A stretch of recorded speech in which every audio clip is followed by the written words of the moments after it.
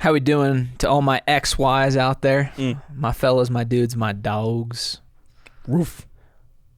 Puppies. Big chickens.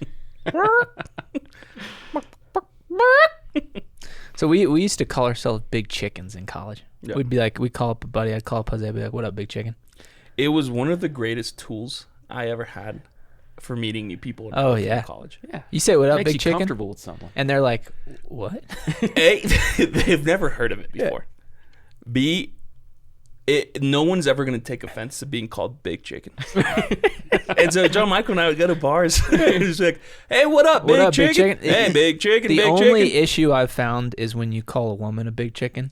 It does not have the same effect. What up, big chicken? Hey, So anyways, welcome to the All In Podcast. We are three big chickens in the coop today. And fellas, we are talking about what happens when big chickens want to be friends. When men want to experience the reality of having great friendships with each other. And we've been blessed to receive that from each other. And so we want to have a great conversation today at the table in the coop about how do we create that? What are some ways to do that? And if you don't have those male friendships, what's a good place to start? Bada bing, bada boom. Bing, bada bing, bada bing, bada boom. Bada bing, bada boom. So I mean, I'm reminded, God, some of the best times that we had were road trips. Yeah. Absolutely. Chickens going places together. Yeah. Free range. Getting out of the coop. Just being able Stretching to those explore. wings. Yeah. What were some of our best road trips? Clayton, me and you, we road trip to up to Manhattan, Kansas. Yep. To a OU K-State game. We road trip to Auburn, Alabama, loveliest village on the plains. Yep. Really mid college football experience though. Absolutely. I mean, gosh, we all flew out to Auburn as well together. We spent 24 hours. That was one of the best particularly 24 fun. hours Yeah. of my life. We flew to Atlanta, drove however long it is, which when we were driving back to Atlanta from Auburn at 2 a.m., it felt like a very 5-hour long drive. time. Yeah. We woke up at 6 a.m. Saturday morning in College Station. Yeah. Drove to Houston. Yep. Had nothing in our bellies but True Moo chocolate milk. Yeah. And Hopped on a flight to Atlanta. a mango pod on our jewel. Hopped on a flight to Atlanta, landed in Atlanta, drove to Auburn, got there about noon. Yep. We went to the original Chick-fil-A that day in Atlanta. Oh, yeah. Did I we? remember that. It was the same as Yeah. always. Number one, extra pickles. Ew. And then we watched our best friend get engaged. It was awesome. Yeah, that was great. And then we went to Sky Bar, Yeah. biggest bar in Biggest the SEC. bar on the SEC. Yeah. 3 floors. And I was mind blown because it felt like they had themed rooms. Oh, it was amazing. They did. It's like every different room was just a different crowd. You get the boom boom room, which don't go in there.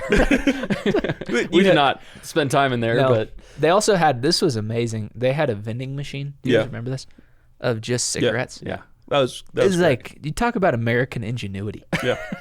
Why has no one thought about that Putting before? two things that have been around for a really long time. That was a thing. That used to be a thing. That used to be Really? a thing, and it's a thing no longer. Because So of how our world views. I guess so. I don't know. I mean, you guys remember the Red Goose Saloon at my wedding in Thibodaux, Louisiana? Oh, they had it. They have a yeah. little vending machine with Oh, that was cigarettes a as well. great- That's a place where you'd expect to find a cigarette vending machine. Right. Well, I mean, you can smoke inside of that place. Really? Yeah. Is that the place with the PBR deal? I think so, yeah. So, like, Doesn't I every don't place have a PBR deal? Well, it's dollar for a PBR. They're basically giving I it don't away for remember, free. yeah. No, at the Red Goose Saloon, Yeah. we went after your wedding, and on PBR they have a card underneath the bottle cap, Oh, like yeah. a playing card. And no, so, no. Wait, was that what it was? yeah, I thought that's what it was. Maybe you're right.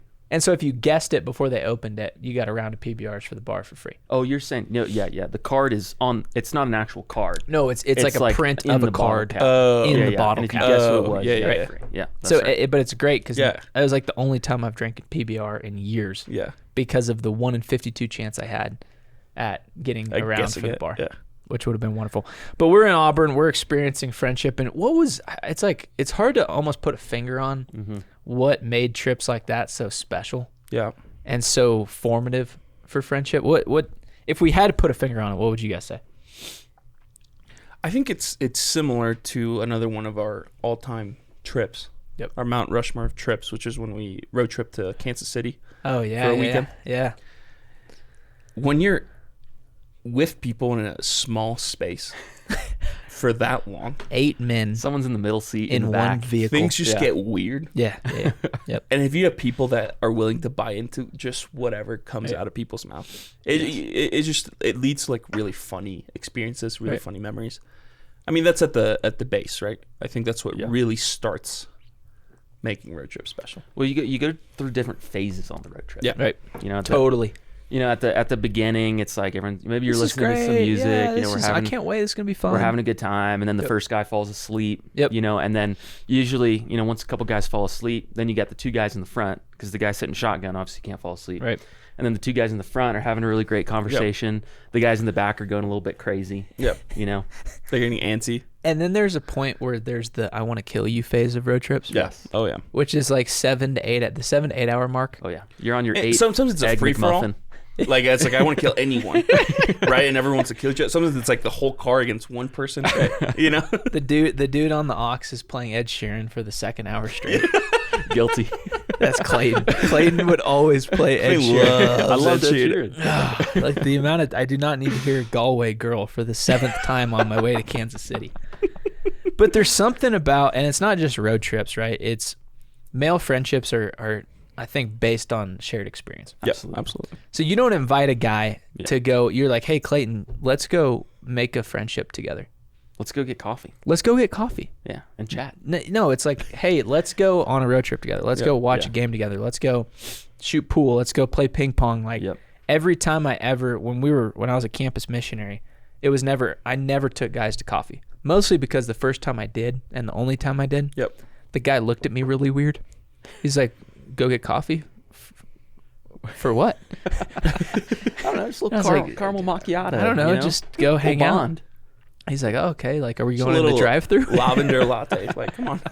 But it's like we need something. What is it about men Yep. that needs something to look at, something to do, to where it's just like all of a sudden, next thing you know, you're in a car with each other, and now you're sharing your experience of falling in chastity. Yeah. Or next thing you know, you're talking about your relationship with your dad with another guy, and there's that experience there. Or next thing you know, you're watching a game and you're talking about your fears and your insecurities, and it's like, wait a minute, like 2 minutes ago we were talking about Kirk Herbstreit and how amazing he is, and now we're talking about my experience with pornography and masturbation and how I want accountability for that from you. And it's like what is it about looking at something, doing something that does that? Yeah, I think I want to go back to it's those different like phases of, you could say road trip. That's a great example. There's different phases of the road trip. But then you think about even, we've all led, Bible studies over the last 8 years. So what you don't do is, guys just come in the room and you just kind of snuggle up on the couch and you start chit-chatting. Right. You got to open up with food, laughter, having a good time. And then, slowly but surely, maybe you can get into the Bible study. Or maybe it's like, hey, let's go out to eat first. Let's, go outside, play a game first, do something like that. And then we can get into the Bible study. But I think on a road trip, the one I'm thinking of, John Michael, we took a great road trip. Forget what year it was, but we went up to Colorado for my birthday. Oh, just me and you. Yeah, it was just it was just me and you. It was my end of singlehood trip. It was your end of singlehood trip, and it also coincided with my birthday. Yep. So it was that was an amazing trip. It was mid-August, but we drove up to Colorado. We went whitewater rafting. Yep. Then camped out. Yep. Well, no, we got up, we camped out, went whitewater rafting the next day. That was Say amazing. that 3 times quickly. Whitewater rafting. Seriously, Wife, Wi-Fi. water, twaftling. But then we went to a Gregory Alan Isakov concert that night at Red Rocks. Yep. And I just remember, again, the different phases. It's like, you stop talking for a little bit, it gets silent. There's some road trip music going on, and it's just like the vibes kind of change. And you go from kind of chit-chatting small talk to this just feels like a time where you're going to ask a deep question. Right. You know what I mean? And now for some reason I'm comfortable with you asking me a deep question. Yes. Because the mood shifted. Yes. And you can get meta about it too and set the music. oh yeah. Or, to like kind of change Dude. the mood a little bit. Put Interstellar on and ask a guy. It'll get you Tell thinking. me about your relationship with your dad. Yeah. I think another good example. We used to walk to football games in college. Yep. So you walk, you go to the tailgate, you're with a bunch of people, everybody's having a good time. You go to the football game, you have a great time. You know, for the first half, second half, you know, we end up losing because we are the Aggies are we. Yep. And then afterwards, you know, it's, you know, probably evening, maybe late at night, and then you have that walk back. Yep. And the vibe changes. And that just kind of gives the space. You've had the fun, and it's like at that point you're just not. You've got a 45-minute walk, and it's not the fun mood anymore. Right. You know, and that's that opportunity to have a little bit more of like a reflective conversation, I would say. You know? Yeah. I mean, I think you're on the nose. Like, some of the best conversations that we've had as a trio have been walking back Yes. from the bars. Right. And it's like, it feels like a 6-mile walk. It's probably closer to a 2-mile walk, maybe a 1-mile walk. Easily 6 miles. Yeah. Oh, it felt like 6. But it's the best. Right. Like, you're so exhausted. You're like, why did I do that? But I had so much fun. What's the difference between a drinking buddy or a golf buddy or a fraternity brother or a coworker or, you know, someone that you're doing something with? You have a shared experience that you like to go, you know, you watch the Mavs together, or you get together Friday night, play poker, or you play chess together. What's the difference between that?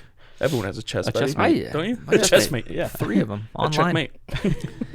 And the difference between that and like a real Yeah. friend, a deep friendship. Because I think men in particular, we have a lot of this category, Yeah. like the guy that I go do this with. Yeah.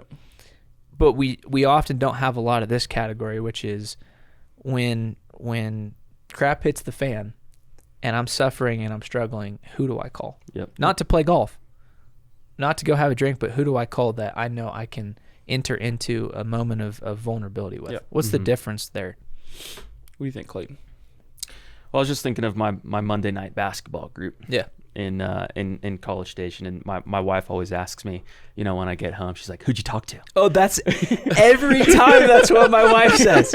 Like, did you have any good We conversations didn't with anyone? speak. We wrestled. And I'm like, what are you talking about? She's like, I just want to know, like, who was there? Who'd you Yeah. talk to? Like, did you connect with anybody? Yeah. Oh, yeah. I'm like, I mean, you know, I guess so. I had 9 other men's sweat on my body over the course of 2 hours. Right. You know, she's like, I just don't understand. Like, do you feel like you know them? Like, do you feel like are they your friends? Like, what makes them your friends if you're just playing basketball with them? Yeah. And I'm trying to explain to her, I'm like, when you're playing basketball, you know, even if you're, you know, maybe your team's, you know, you're waiting to get on the court or something like that, there's usually it's just chit chat. Right. You know, you're not asking a deep question. Yeah. You know, it's just chit chat. But what I was explaining to her was like you know, it maybe takes a little while, you know, but the basketball is just like, hey, we have a shared experience with one Yep. another. We're having fun. We're getting comfortable Yep. Right. with one another. But then in order to make that friendship go a little bit deeper, something does have to change. Yeah. There's like a moment in male friendship. Do you know what I'm yeah. talking Yeah, about? yeah. Yes. It's like there's that first deep conversation yeah. where you're like, oh my God, I really enjoy that guy's Yeah. company. Yeah. And sometimes it's like, it could take almost like a year Yeah. or 2 It's years longer, yeah. to where, I mean, the hard part about having kids now is when I hang out with other families, I want to connect with the dad. It's like we have plenty of experiences where, you know, we'll have a family over for dinner. Yeah. And I really want to connect with the dad because I want to build a friendship there. But there's kids and there's your wife and you know, you're trying to cook and all this stuff. And so I feel like now, post-college, it's taken me much longer. A lot longer. It's a lot harder. I mean, we built the friendship in the period of like 5 days Yep. because we're at a conference together. Yeah. Where now in life, it takes me, I mean, I've been living in Denver for 3 years. And Yep. besides guys that I work with, it's taken me a year or two to like know a guy, to go from meeting someone to I actually trust this guy now. Yeah. Yeah. 2 So- years. So you said you could point to a moment Yeah. in a friendship. Right. Maybe guys you've been around in the workplace or a guy that you're playing basketball with. And I think you're right in that I can think of like a lot of different friendships where you can point to that moment where it's like something's now changed, Yep. where we know each other a little bit more. And there's like a deeper trust and a deeper connection that exists. What would you point to, John Michael? You just shared an example, I guess. What would you point? How did you make that shift? Maybe with some guys that you've worked with, Yep. where that friendship has now gone from, hey, we work at the same place, or we work out at the same place, to we know and care about each other. You know? I think before we answer, like, how do you enter into that? I think it's important to identify, is it always the same moment? You know, and I'd love to hear y'all's thoughts first, but in my opinion, I'm like, it's always something to do with suffering. Yep. Right. That's a good Whether point. it's suffering together. I mean, think of one of our favorite shows, Band of Brothers. Yep. Right. They go through this great suffering together. Yep. From throwing up spaghetti everywhere to going to war. Yep. Right. Or whether it's sharing suffering. Yep. Whether it's I'm sharing the suffering that happened from this, or the suffering I'm going through with this relationship with my family, or whatever it is. I feel like it's always related to suffering. What do y'all think? Yeah, I think it's suffering, but I think the key there is there's two types of suffering. There's self-inflicted suffering. So like I've chosen to do things that have hurt myself. True. Yeah. And I'm opening up in vulnerability to another man about those things. Yeah. So like for me, and I think for us as well, one of the moments of our kind of friendship and vulnerability was recognizing that we all three had a shared experience of we had sins of unchastity in our life. Yep. And different times, different places. But that was where it went from like, hey, now we're talking about this stuff as brothers. Yeah. And that's when I feel like our friendship went from, hey, these are guys I enjoy being around, and they're Christian Catholic men that are chasing after Jesus. But there's no way Clayton struggled with the same things I have. Yeah. Like he probably's never done what I've done. Yeah. And so right away I'm like putting him on a pedestal and I'm lower than him. Yeah. Or like there's no way Jose's, committed some of the same sins that I have. And then we would all start talking, and it's like, he'd be like, hey guys, I'm really struggling with this. Or I'm It's like, are we doing the this same action. people? And you're so scared Yeah. that they're going to be like, you freaking nut job. Yeah. You're Yeah. crazy. And then to hear the other guy say, dude, I've been through the same thing. Yeah. I'm actually there right now. And so what's the point? I think the point is that shared the shared vulnerability when you recognize that he's just as broken as I am. Yeah. And we can understand each other and hopefully build together. Yeah. Yep. Hey, what's going on, guys? This is John Michael Lucido, and I am the main host of the All In podcast brought to you by Focus. And I just want to take a second to personally invite you to join us at Seek 26. Seek 26, January the 1st through January 5th. We are going to be in 3 locations. That's how big Seek has gotten. I'm going to be the main stage MC hosting our conference in Columbus, Ohio. Our other main host of the podcast, Jose and Clayton, will be down in Fort Worth, Texas, and then we'll have our 3rd location in Denver, Colorado, January the 1st through January 5th. You are not going to want to miss this. The link to register is in the description. Can't wait to see you guys. Let's go all in on Seek 26. Yeah. And so going back to your question, Clayton, of how do you facilitate that? Yeah. I think was essentially what you were asking. Yeah, it's like I'm playing basketball with a guy and I'm like, I really got to tell him that I'm unchaste. If I tell him I'm unchaste, he's going to be my best friend. I can't wait to tell him. How's your 3-point shot and your Hey, relationship by the way, with I've been chastity? meaning to ask you. Yeah, it is. I feel like the getting over that gap is the hardest part. Yeah. Like the first time you broach that question, Yeah. it's a roll of the dice because like it could get really awkward really quickly. Yep. I mean, I think the best way is one, you want it to be relatively private. You want to put the guy in a comfortable situation. Oh, yeah. And then 2, you have to lead with your own weakness. So it can't be like, hey, tell me about, are you really mean to your kids? It could never be like a direct question. Right. It always has to be, hey, I wanted to share. Yeah, Or, hey, I've been wrestling with this this. is something that's been happening. Yep. I would love to get your take on it. I've been struggling with this. I wanted to bring this to light. Yeah, you and kind just of get your build the thoughts. stage. Yep. And let them participate if they want to, right? And in that play. Now, it's the thing about that is that's a scary thing to do. Oh yeah. Uh-huh. Is to kind of put your heart on the table and see if he stabs it, or to see if he receives it. Yeah. I mean, it took us 4 years of practice to be Well, open to doing it. Yeah. You know? Yeah, well, I was gonna say, I feel like one of the important things for us is that we had other men model it for us. Yeah. Right.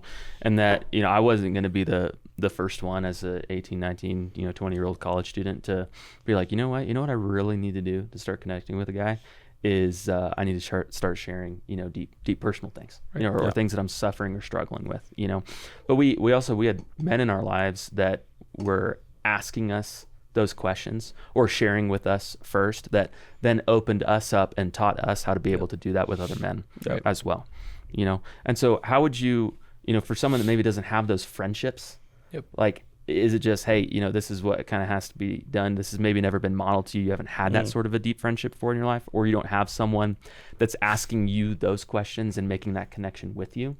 How do you begin to learn how to do that in a way that's not, trying to force something? Does that make sense? Yeah. They're just flat out weird. Yeah. Yeah. I mean, to some extent, in order to get there, you kind of have to force something. Yeah, it's going to be weird. No, it's true. Now, you Make get it better awkward. at how you force it. Yeah. Right? And it doesn't, maybe it's a little easier to swallow. Yeah. But you do always have, like, by nature, you have to force it. Yep. Yeah. I wonder too if it's looking at the type of men that you're spending your time with. Mm-hmm. So time shows priority. Yeah. Mm-hmm. If you look at your time, you see where your priorities lie. And then priorities show beliefs, and then beliefs show values, and then values show meaning. So time, who you spend time with. Time shows you your priorities. Priorities are, hey, these guys are a priority in my life because I'm spending more time with them than I'm spending with other guys. Yep. Why are they a priority? Well, it's because I value them for this. I value them for this because of what I believe, and then what I believe gives me a deep meaning. Yep. So to look at, easy question, who do you spend time with? Who do you spend time with? If you look at the guys, go through your text threads. That's a great way to do it. Yep. Your top 20 guys that you're texting. Yeah. You're pinned. Your group texts. Your pinned group text. Remember back in the day on MySpace? Did you guys ever have MySpace? No. We're the same age. It's not like I'm older than you. You passed our league, man. You would set your top. You could either do top 3, top 5, top 10, or top 20 friends, I do remember that. and it was public.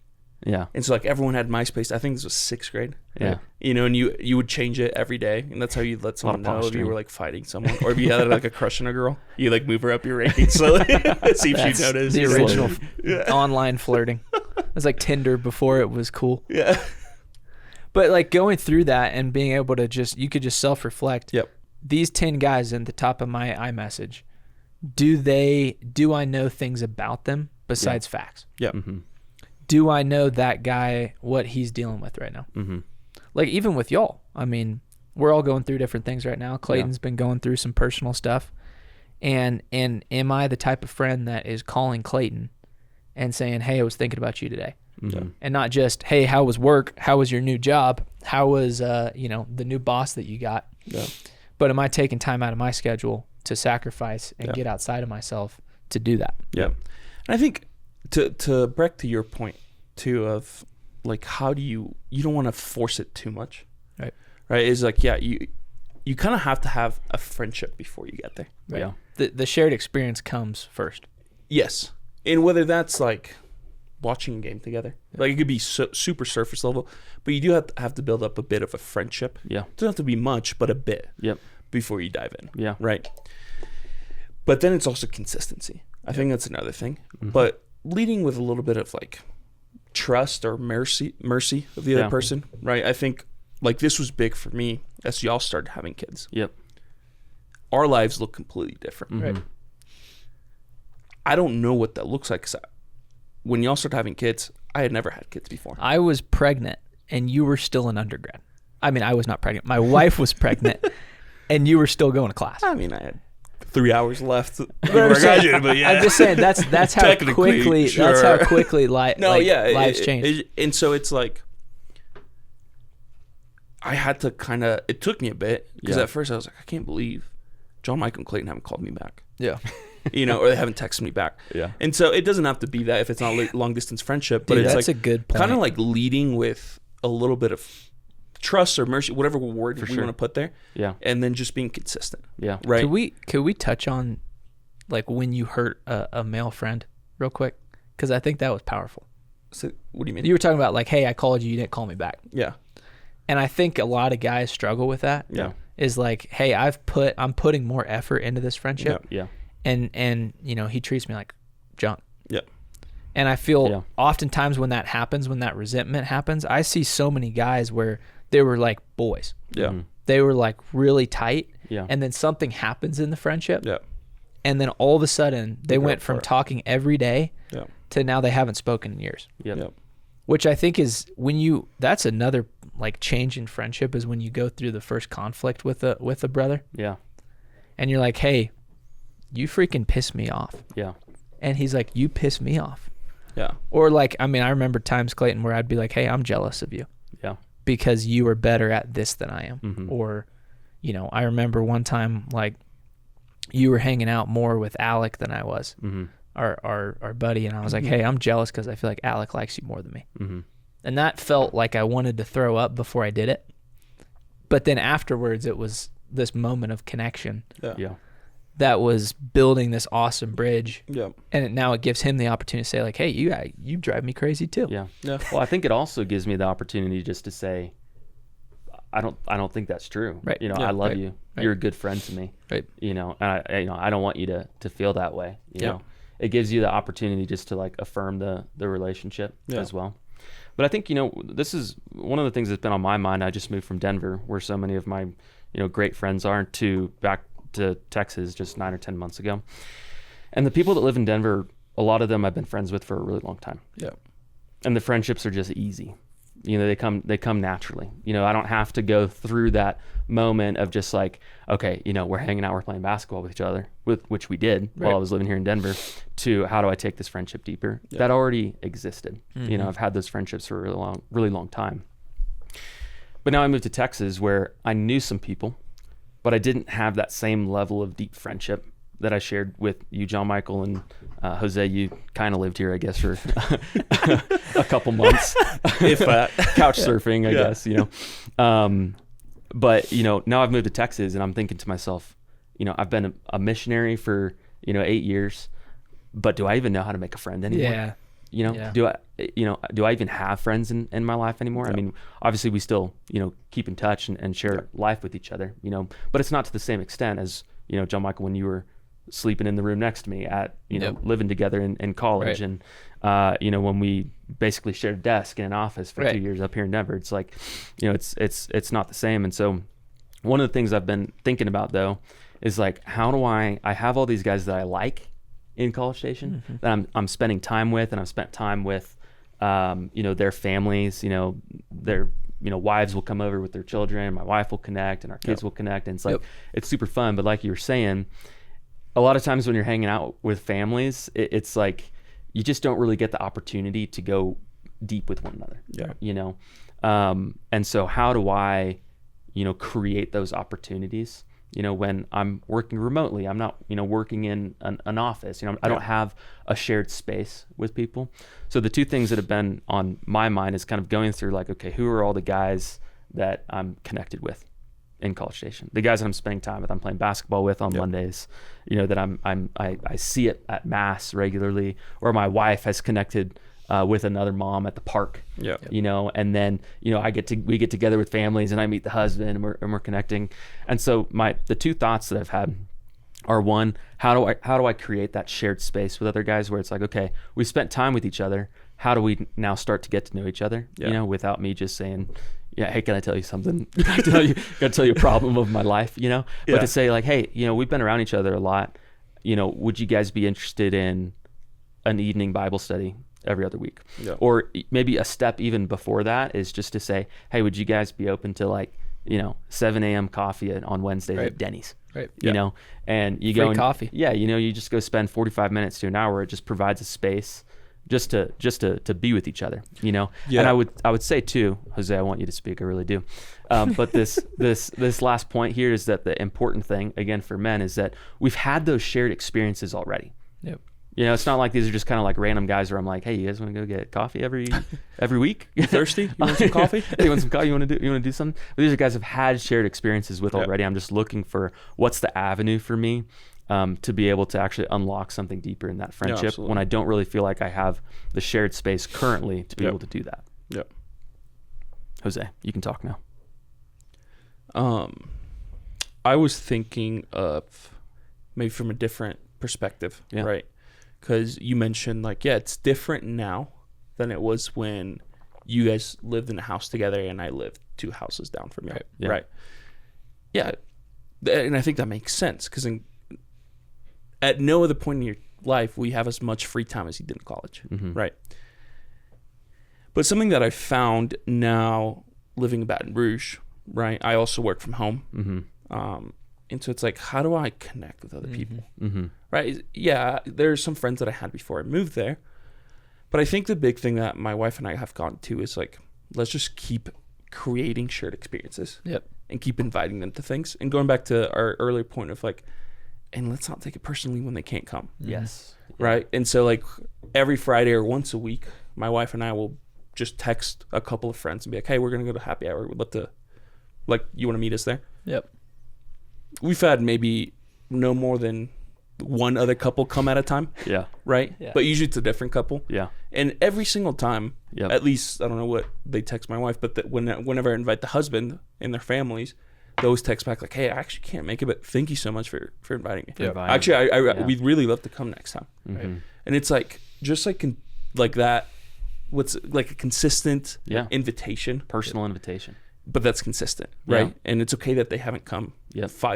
The last 5 happy hours we've gone out to. Yep. I'm just gonna keep extending that, or whatever that may be, right? Like, hey, Mimi and I are having a movie night. You guys want to come? Now that maybe it's a little different for our friends with kids, but it's just like, yeah, not taking it personally and just continuing to invite people. If they don't like me, if they don't like us, like that's fine. I don't really care. They can just keep saying no, but it's like that's usually never the case. Yeah. It's not that they don't like It's you. not that they don't like They you. just can't make it work that time, and that's fine. And people like to be invited. Oh yeah, it feels so good to be It feels invited so somewhere. good to be invited. Yeah. You Well, know? I mean, so the statistics on male loneliness are just Staggering. debilitating. So I just pulled up some stats here that I think are important to share. So this is secular data, and then there's some more like church Catholic specific data. So around 50% of all U.S. adults experience loneliness, isolation from others. 33% desperation leading to male suicide rates in the U.S. increased by 33% from 1999 to 2019. Wow. So male isolation, male loneliness leading to a 33% increase in male suicide. That's on a secular scale, right? That's just the whole world. But if you would think, right, hey, let's go to the Christian world. I'm sure it's better, right? I'm sure that people who believe in Jesus probably all have deep friendships, right? Not so much. The new evangelization data project, they did some research on this, and they said 55% of Catholic men know 10 people by name in their parish. Wow. Gosh. 10. Yeah. 10. 31% of men have no close relationships with a single man at their parish. Wow. And then only 17% of Catholics attend Mass weekly and have one other touch point with their parish community.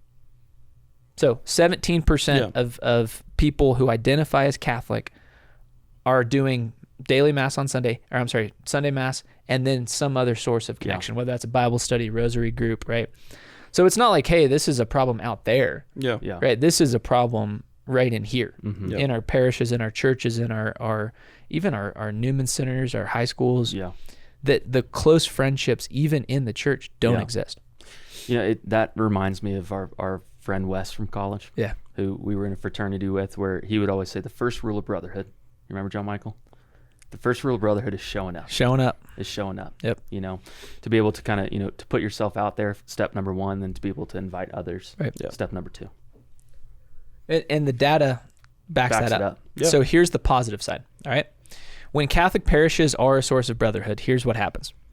Men are 335% more likely to join in a monthly men's event than women. So if you invite them, Yeah. they are that much more likely to show Wow. up.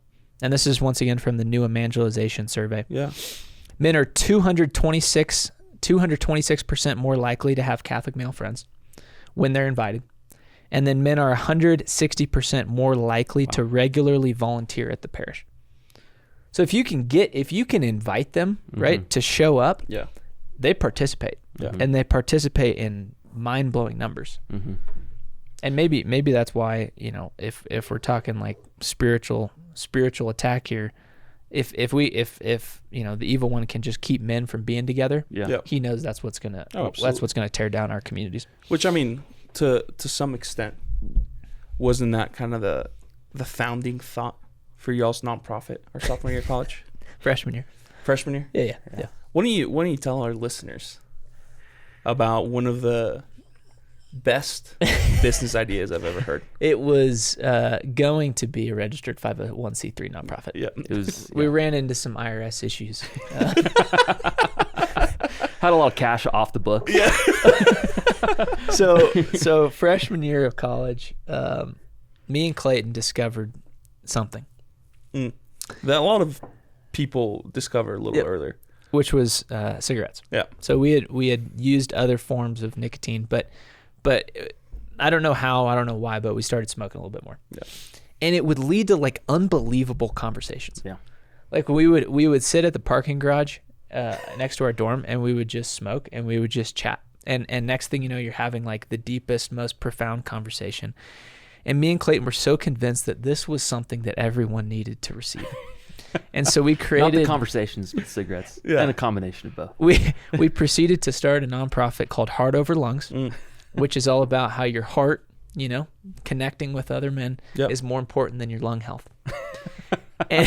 and we pitched this idea to some women, and we got a few donations, cash. That we proceeded to reinvest in the business at the Shell gas station and buy 4 more packs of cigarettes. We had an idea for stickers. No retained earnings in that 501c3 nonprofit. All put back in. Yeah, absolutely. It's for the community. That's right. What is it about? Because I agree with y'all, right? Like some of the best conversations we've had have been with a cigarette in our hands. Yeah.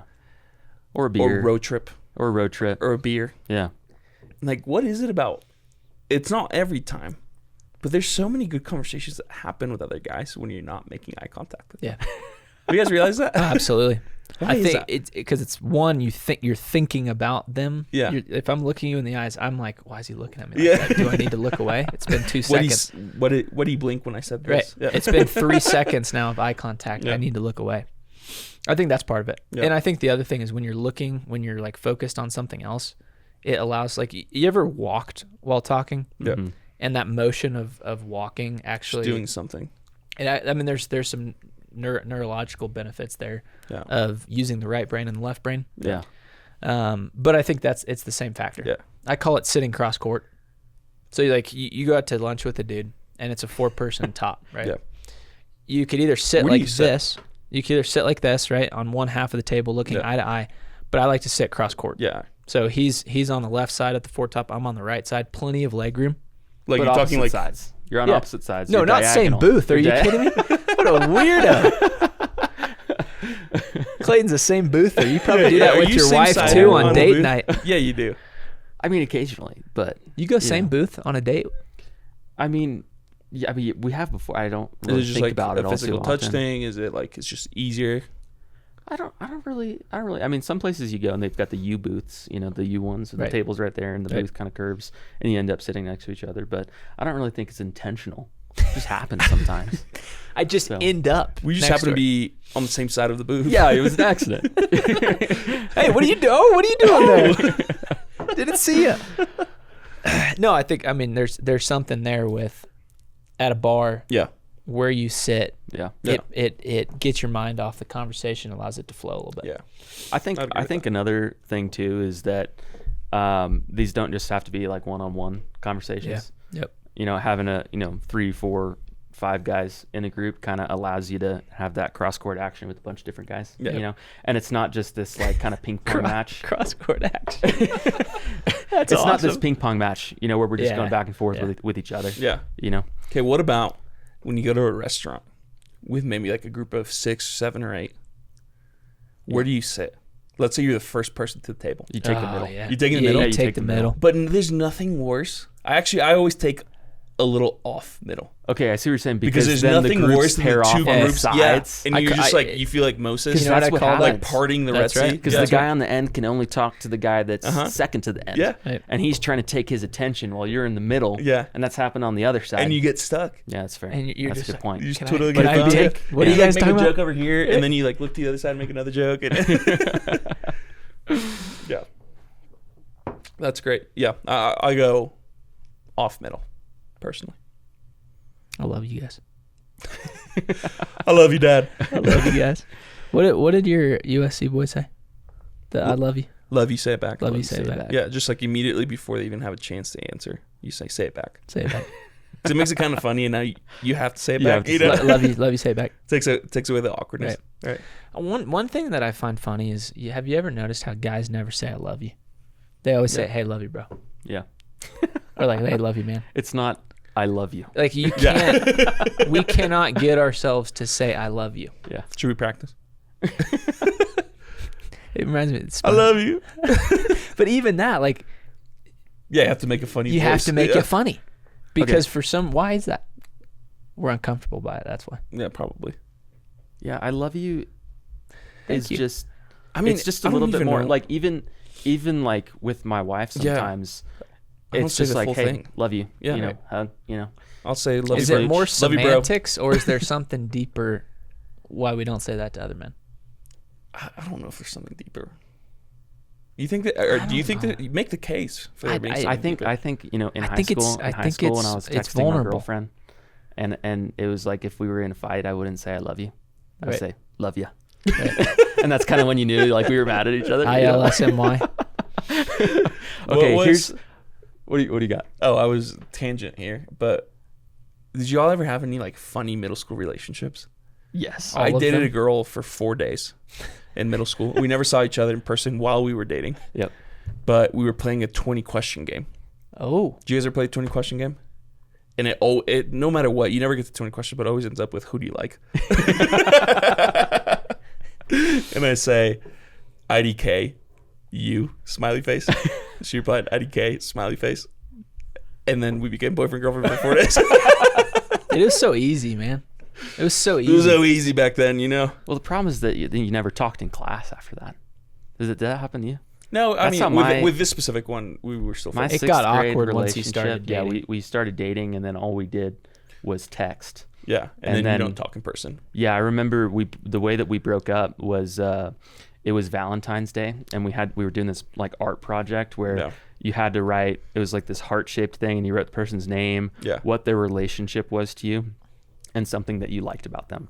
For So- everyone in the class? No. It was like for someone of your choosing. So a lot of people were just like, my mom, she's my mom, you know. And She makes a great bowl of cereal. every morning. Love you. You know. And so I was making one for my middle school girlfriend, and my buddy Patrick was like, "Oh, she put BF on hers," and I was like, "Best friend," not knowing that meant boyfriend. Yeah. And so I made one for her, and it was BFF, my best friend forever. And then I got in the car that day, and I used my mom's Razor flip phone, which Oh, that's what we were come texting on. on. Yeah. And my mom just handed it to me because the text was already received, and she saw it, and she said it's over. So that's how I got broken up She with. texted But- your mom? Well, I was using I didn't have a phone. She broke up with you by texting your mom. I didn't have a phone, so I was using my mom to text her. That's just funny. Hey, Mom, can you text my 11-year-old girlfriend for me? Mom, what'd she say? What'd she say? Okay, here's a question. Yeah. We were talking a little bit about humor and friendships and things Yeah. like that. What role do you think sarcasm plays? Sarcasm can be dangerous. Yeah. I'm not the biggest fan of sarcasm, but there's also like an element of like, you know, kind of taking jabs at one another. Yeah. To a certain extent, Right. can like make the relationship feel a little bit closer. You know, Yeah. you're laughing about something, you know, with Yeah. the other person in a lighthearted way. Yeah. What would you say about the use of sarcasm in friendships and the boundaries with it, I guess? Yeah. I mean, I've been guilty of falling all over the spectrum of sarcasm. Yeah. I personally think that there's too many people that say that it's bad and you shouldn't have sarcasm in general. And I would disagree with that. I think like anything, it Didn't can John Paul II say that sarcasm is the language of Satan? Maybe, and I would disagree with them. I would gladly argue with John Paul II right now. I just think, I mean, I could be totally wrong, Right. but I think it has a place, Right. Yeah. right? And the biggest thing is intention, right? And how do Yeah. I wouldn't start out a relationship or a friendship with No, sarcasm, absolutely not.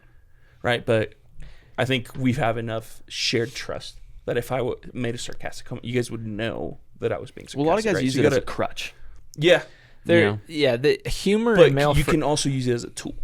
I think is a difference. Yeah. And I think that's what I'm trying to Where's the line? say there. That you just got to find it, and You only know it when you're past it type deal. yeah, but eventually you realize it. Yeah. Right. And I think it's different with different friends. I think with y'all, maybe I have a longer leash, but I know I'm never gonna use sarcasm to attack y'all. Well, I think in male friendship, you know the things that, like, if I poke that button, he's gonna get upset, Yeah. Yeah. right? Like if it's he just got out of a breakup and I'm poking at that, like Yeah.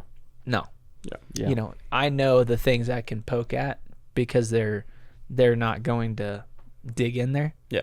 But then I think what sometimes happens is you end up hurting a dude Absolutely. because you went over the line. Yeah. And you now have to- he needs and to you come have to own back. it. Yeah, he needs to come back and say, "Hey, you went too far." Yeah. No, or you just don't like, hey, I went too far. Right. And I'm sorry.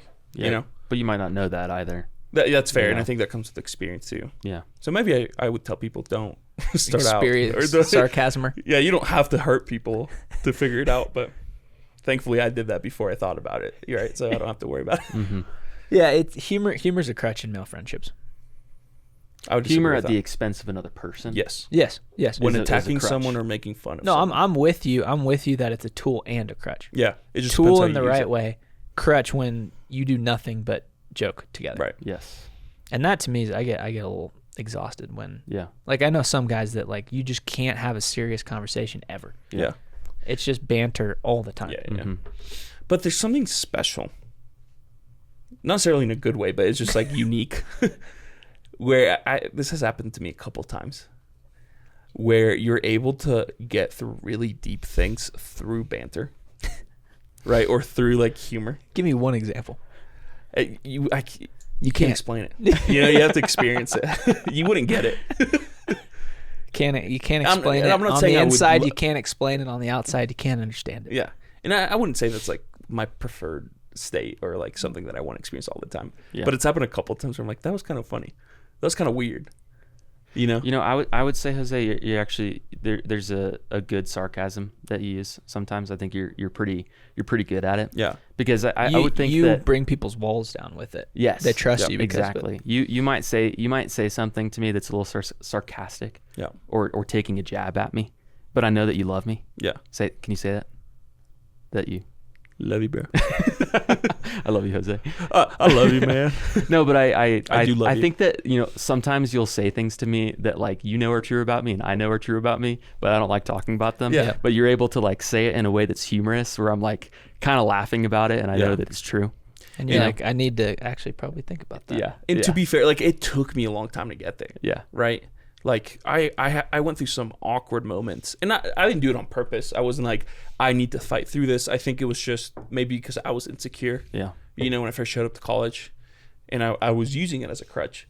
But thankfully, eventually, I noticed that I was doing that, right? Or someone pointed it out to me. I think Alec did all the time. And I was able to, from there, grow. I was like, oh, this Yeah. can actually be a great tool if you Yep. know how to use it well. Right. Because I wouldn't say I'm a funny dude, but I do like to kind of like poke fun at people in like a loving way. Mm-hmm. And in a way that pokes fun at myself, Yeah. too. Mm-hmm. Well, that's always helpful Yeah. when you make fun of someone and then you self-deprecate yourself too. I wouldn't say self-deprecate, just Yeah. Just show that you're willing to poke at yourself too. like, is it self-deprecating for me to say that I think I'm a little chubby? I don't think that's self-deprecating. I think it's just true, and I'm okay with that.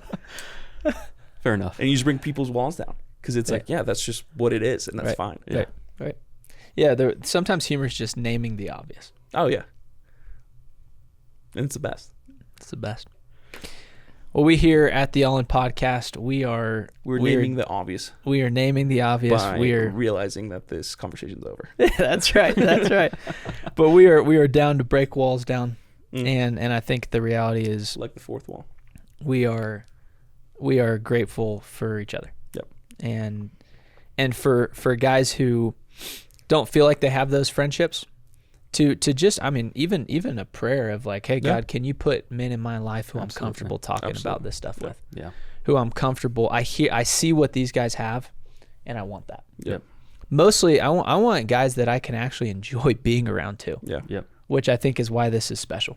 Yeah. Is we can talk. We can go from arguing college football to talking about our experiences with our sin and everything in between. Yep. And you need friendships that have range, and that's what we have here. There's a lot of range. On this table. Are you saying college football is the opposite of sin? For me, they're similar, unfortunately, oftentimes. But tons of range at this table. Yeah. It's been a great conversation today, fellas. And we are wrapping up here. Go ahead and make sure that you find the nearest hammer in your toolbox. And you just smash the heck out of that like button. Yep. Be vulnerable with that subscribe button. You just open yourself up to that subscribe button. And look at that little alarm bell button and tell it that you love it. I love you, alarm. And say it back to me.